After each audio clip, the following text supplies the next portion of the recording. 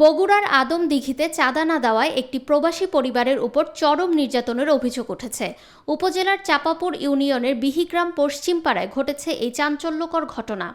অভিযোগ রয়েছে, প্রায় 1 মাস ধরে বসতবাড়ির চারপাশে বাঁশের বেড়া দিয়ে পরিবারটিকে কার্যত অবরুদ্ধ করে রাখা হয়েছে।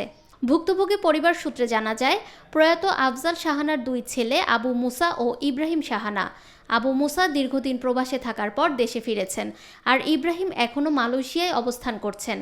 স্থানীয়দের দাবি, জমিজমা সংক্রান্ত বিরোধের জের ধরে গত 18 মার্চ আবু মুসার বাড়িতে যাতায়াতের পথে বাঁশের বেড়া দেওয়া হয়। এরপর পরিস্থিতি আরও জটিল আকার ধারণ করে।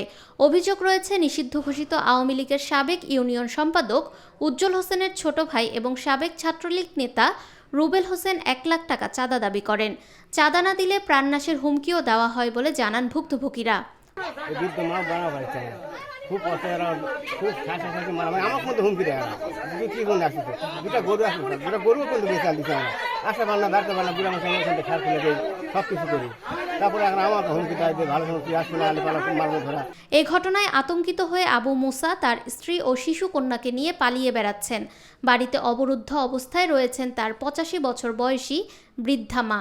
পরিবারের দাবি, কেউ খাবার দিতে গেলেও তাদের হেনস্থার শিকার হতে হচ্ছে। এদিকে স্থানীয়ভাবে বিষয়টি মীমাংসার নামে বাচ্চু নামের এক আওয়ামী লীগ নেতার বিরুদ্ধেও অর্থ দাবির অভিযোগ উঠেছে।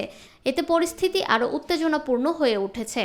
ঘটনার পরিপ্রেক্ষিতে ভুক্তভোগী আবু মুসা প্রথমে আদমদীঘি থানায় ভারপ্রাপ্ত কর্মকর্তা এবং উপজেলা নির্বাহী অফিসারের কার্যালয়ে লিখিত অভিযোগ দেন।